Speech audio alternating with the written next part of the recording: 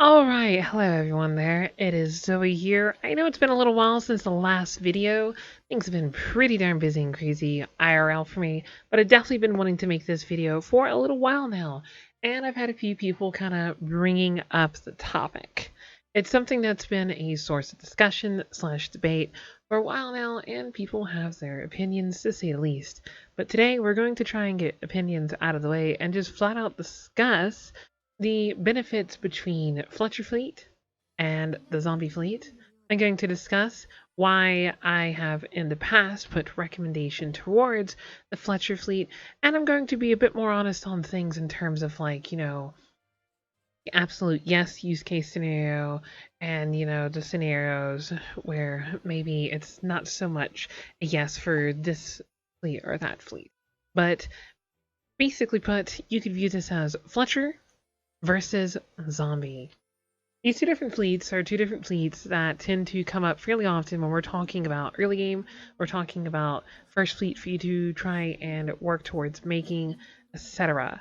And there's definitely some conversation on which one is better, etc. Well then, to that extent, let's get into it a little bit. I do, of course, have the baseline Zombie fleet right here, most of it.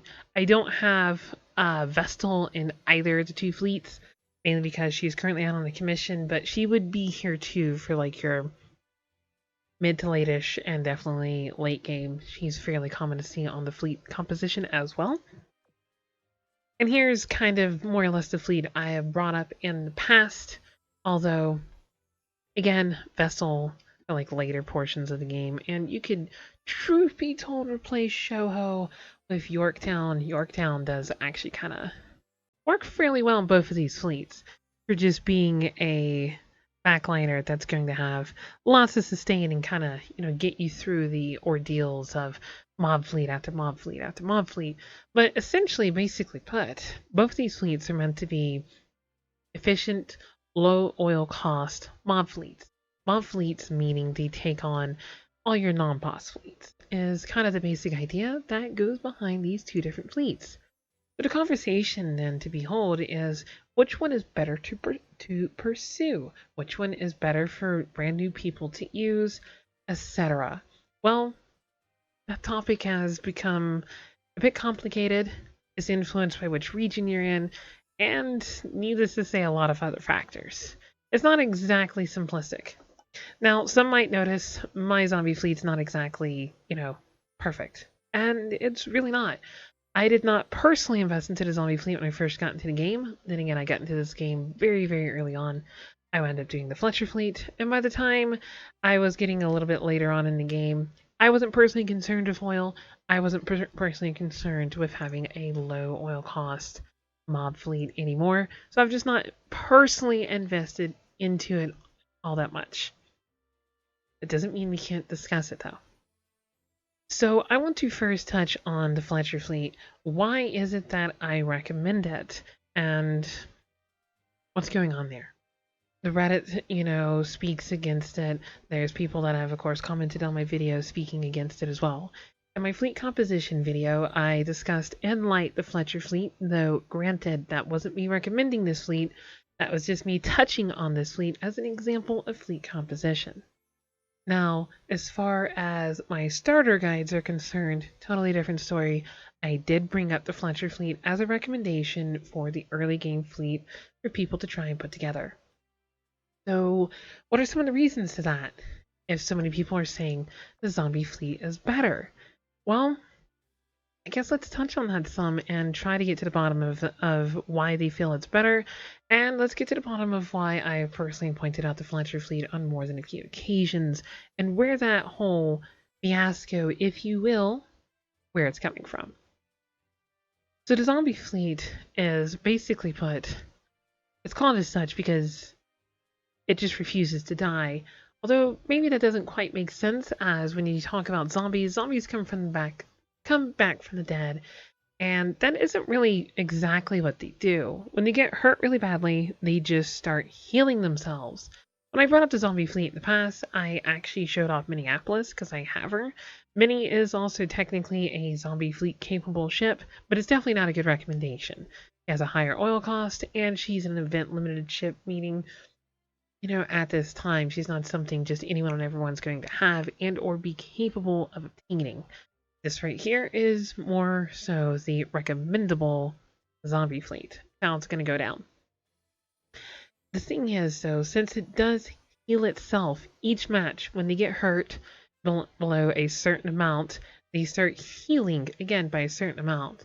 Depends on which one of the girls you're talking about, and depends on what level you have their skill at, which is why I'm saying by a certain amount. Let's go take just a quick look at that so we know what we're talking about here. We'll look at Phoenix with her Red Phoenix ability. Once per battle, when the ship's HP falls below 20%, restores 20.5% of its max HP, increases its firepower as well by 30% for 15 seconds. She has a very powerful version of the Zombie Fleet ability. This is one of the reasons why she's so recommendable to use. Not only does she start healing herself when she gets hurt pretty badly, but for that particular battle, she also starts doing more damage. And this is very important in terms of a mob fleet, because with a mob fleet, especially in late game, you're taking on loads of fleets. You're going to run out of ammo. You're going to start getting the minus 50% damage debuff.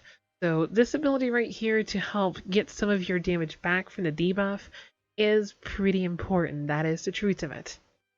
But this ability is only going to be helping you on the firepower aspect of it after she's gotten hurt. So your first couple of fleets you take on, you might not even get this to proc. You might not even get that firepower buff. And she doesn't really have a whole lot else going on for her, if we're to be entirely honest here. She is, a cruiser with light armor.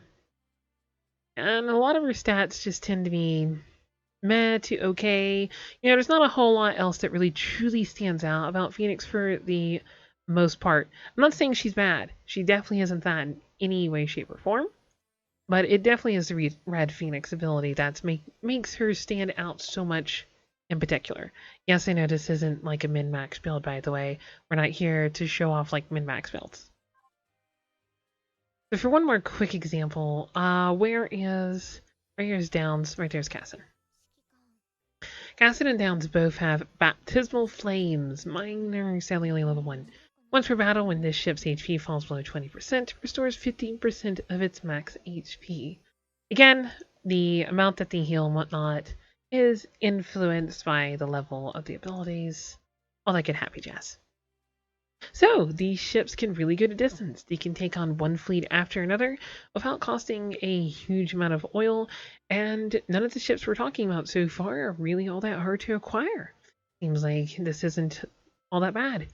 Even Yorktown kind of has a similar concept with her Vengeance ability. As she also has when her HP falls below 20%, she recovers H amount of HP. She also, additionally, each time the ship takes damage, launches a Special Airstrike. Special Airstrike has a 20-second cooldown, and its damage is based on the scale's level. In other words, to make a long story short, when she falls below 20% of her HP, she's going to heal and launch a Special Airstrike. If the battle still manages to last for another 20 seconds and she gets hit again, she'll again launch a Special Airstrike for that particular hit, but she won't heal once again. The part of healing is just once. Most zombies are just a once per battle sort of thing. It's how they function. And then there's the Fletcher Fleet. The Fletcher Fleet is basically completely dependent on Fletcher herself, and that's why it gets called as such. It's mainly down to her sister's temperament ability. She increases the firepower and evasion of all other Fletcher class destroyers. All, I should say, not other, because she does it for herself as well. Thing is, though, people sometimes don't pay enough attention to when we're talking about the Fletcher Fleet. She also has tactical command destroyers. This lets her increase the firepower, torpedo, and reload of other destroyers. When these two skills are maxed out, she actually increases firepower in particular by a pretty good amount for all the destroyers, which is what your entire Vanguard's going to be. There's a little bit of something going on there, a little more than people sometimes realize. But here's where the problem comes in. On the Chinese server, limit breaking, the whole you can only get to level 70 before you can limit break, all that sort of thing. It works totally different over there. You have a different system in terms of leveling compared to us. You can just shoot straight for 100 in China instead of you get stuck at 70 before you can keep going. And this does hold back the Fletcher Fleet by a decent bit in terms of getting it to go to distance. And a lot of people feel it is better to go with the Cast and Downs Phoenix, Zombie Fleet combination because, it just functions better in late game. And as far as that's concerned, once you start talking about super late game, when you need a fleet that can just keep taking on one fleet after another, yeah, the Zombie Fleet is one of the stronger fleets for that. So why do I recommend Fletcher? Because when we're talking about the Fletcher fleet, it's a fleet that can be composed, when we're talking Shoho here at least, it is a fleet that can be composed at World 2. Someone can more or less put this fleet together by chance within like the first hour, 2 hours of them even playing this game. They just recently downloaded the game, they haven't even played that much, they understand very little, and they can still put this fleet together. Phoenix, you have to either construct her, which may or may not happen, though there's a decent chance since she's only a rare. But if you're going to obtain her as a drop, well, you're talking about World 4. Yorktown is an elite, and she's required in World 3, 4 to be precise about a chapter, if you will. The full zombie fleet is a little bit more of a challenge to actually get put together. Yes, you can just simply acquire Phoenix and then just roll with it until you get all your pieces to actually make the fleet later. But I didn't feel like seeing something like that in a beginner guide. That sounded, I guess for me, that sounded like the equivalent of just simply stating, get good. Just get this really overpowered thing, just smash everything in front of you, and you'll be good at the game. I didn't feel like that was a very good explanation of things when the topic at hand is explaining fleet composition and to give a brand new player an example of a fleet that they can put together to help give them hands-on learning to understand how fleet composition works. And I don't feel like just simply stating get Phoenix and you'll acquire the rest later on is really all that great of an, explanation. I really was not a big fan of that.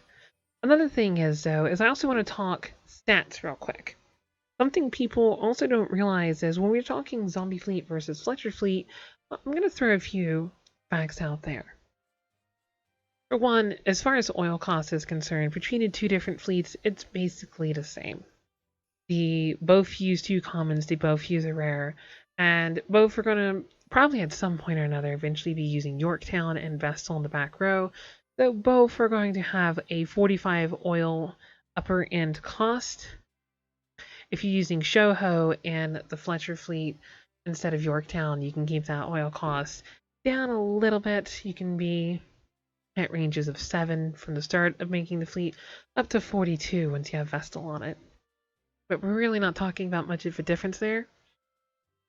The main thing the zombie fleet has over the Fletcher fleet would be firepower. Firepower ranges from 92 at start, level 1 we're talking about here, all the way to level 500 when all 3 girls are level 120 and fully retrofitted. The Fletcher fleet, well, we have to take into consideration Fletcher's ability and how much additional firepower, which is 10% when the ability is maxed out. What was it called again? Tactical command ability is maxed out. And so when that's taken into consideration, it's 51 at its base up to 348. This is backed up by the 601 reload stat from the zombie fleet, while the Fletcher fleet has a 655 reload stat after abilities are taken into consideration from Fletcher once again. Because bear in mind, when we're talking about this, the Fletcher fleet has this buff right here the entire time. Whereas all the other ships, because the thing is, Cast and Downs, Aulic, Foot, all of them have the same other two abilities. All of them have quick reload. All of them have all-out assault as available abilities to have and use. So it's here for all of them. So there's no real like major differences to be discussed there in terms of like abilities and what it's going to do for you. But on that front, reload for the Fletcher Fleet is a little higher. We're talking 601 versus 655 after Fletcher's ability is influencing the matter. The real difference, though, between the two fleets can then come into torpedoes. The zombie fleet, due to Phoenix not having torpedoes, its overall torpedo stat is a good bit lower. You're looking at 106 at base to 586 at its max, versus 158 at its base for the Fletcher Fleet, all the way to 925 at its max. Again, thanks to Fletcher's ability being there to influence things all the while. But of course, once again, we do need to have it pointed out, the Fletcher Fleet tries to last out battles through having really high evasion. The zombie fleet tries to last out battles by being able to heal itself. The Fletcher fleet is harmed a bit, to say the least, by the level 70 level cap, whereas the zombie fleet, well, again, when we start talking about really, really late game, there's a high chance you're going to need to limit break and retrofit those girls anyways, but a level 70 Cassin and Downs can get a lot farther in this game than a level 70 Aulic and Foot. That's just honest truth. So all that said, which is better? Zombie fleet would, truth be told, be a better fleet in the long run on the English server. Fletcher fleet is a great recommendation to put out there and make when we're talking about the Chinese server. But once again, I cannot stress this enough. Telling new players just simply get Phoenix and wait for the rest of the fleet later on isn't something I really feel comfortable saying in videos. I'd much rather tell people, hey, if you've only been playing the game a couple hours and you don't really understand a whole lot yet, you can make the Fletcher fleet very quickly and easily just from World 2 to get a basic idea of how team building works. And at the end of the day, that is the main point about the Fletcher fleet, is just to teach a lesson and get the basics instated into a new player quickly, easily, and cheaply.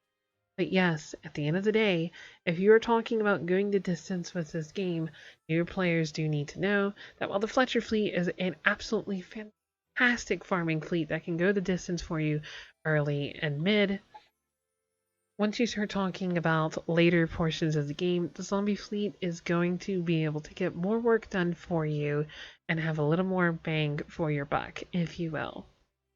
So, with that said, I don't think there's a whole lot else to be discussed on this matter. I am thinking about doing another video on team comps where I'm going to just kind of like sit down and actually full on discuss different types of teams that you can make at different stages and where, certain teams are at their best. And what I mean by that is basically put, if you're talking about World 3, if you're talking about World 6, and so on, at different parts of the game, which types of team compositions and equipment is best for using at those parts of the game. Those are types of videos I am currently considering to make. Now, will just say real quick, if I do start to make those types of videos, yes, those videos will discuss what is the most meta way of getting it done. So do bear that one in mind. It's going to avoid some of the personal opinions of mine or, for fun. And it's going to talk just more so meta. Anyways, if you enjoyed this video, please do remember to give me a like. If you want to see more content, always remember to subscribe. And if there's other topics you want to see me touch on Azure Lane, hey, that's what the comment section is for. Why don't you let me know? I just want to give a quick shout out to my Patreons so much. This thanks goes to every last one of you guys. The big 3 patrons for me right now are my friends Vixie, Umbra, and of course Old Catfish.